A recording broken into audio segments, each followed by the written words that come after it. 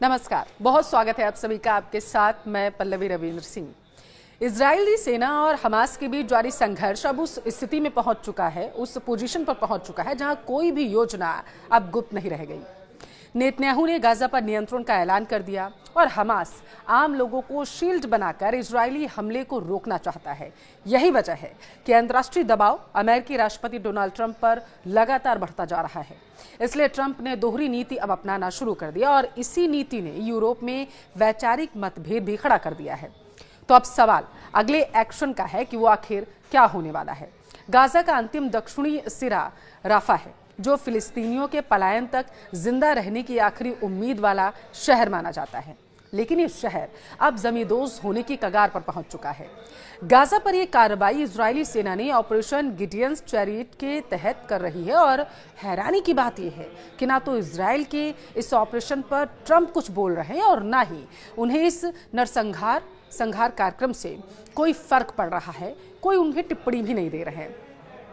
Gaza विनाश का plan pentagon में ही तैयार हुआ, ऐसा दावा है, जिसका साफ मतलब है कि ऑपरेशन गिडियंस चैरियट को ट्रंप का समर्थन है।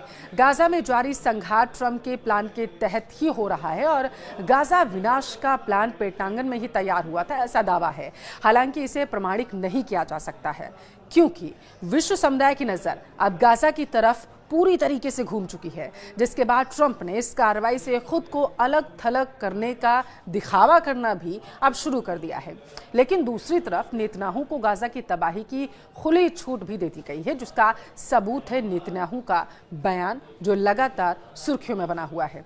इजरायल के पीएम बेंजामिन नेतन्याहू ने कहा है कि अंतर्राष्ट्रीय दबाव के बावजूद हम गाजा पर नियंत्रण लगातार बनाए रखेंगे, अपना नियंत्रण हम नहीं खोएंगे। इस स्थिति में गाजा पर खाद्यान्न का संकट जो है मंडराने लगेगा, इसलिए सहायता आपूर्ति पर लगी रोक उन्होंने कहा कि हम हटा रहे हैं और इस बयान के अनुरूप इजरायली कार्रवाई भी लगातार देखी जा रही है।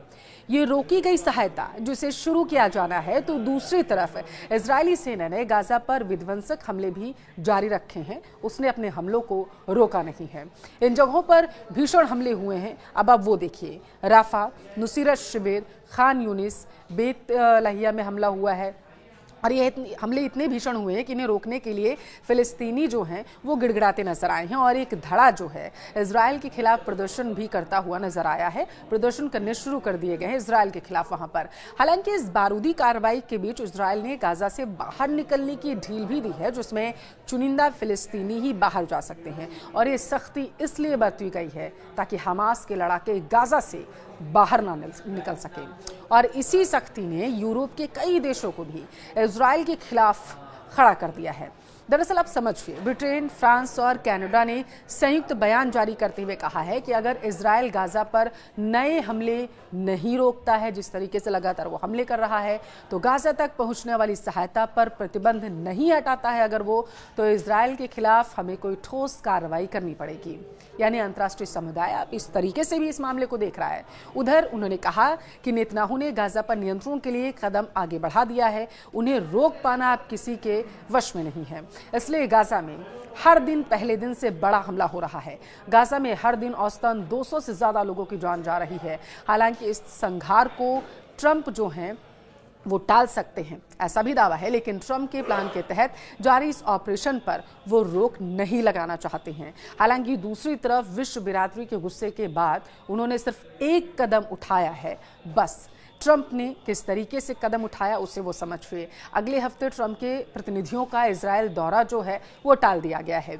वहीं अल मवासी से लोगों को हटाने के आदेश भी उन्होंने दे दिए हैं। लेकिन हमास का हिमायती और अमेरिका का दुश्मन हूती ने मान लिया है कि यह हमले ट्रंप की रणनीति के तहत किए जा रहे हैं, इसलिए हूती ने भी धमकी दी है, जारी कर दी है धमकी। हूती ने कहा है कि गाजा के खिलाफ यहूदी दुश्मन की आक्रामकता लगातार बढ़ रही है, वो हर दिन नरसंहार कर रहा है और उसकी नाकेबंदी के दौरान भूखमरी की स्थिति वहां पर बन गई।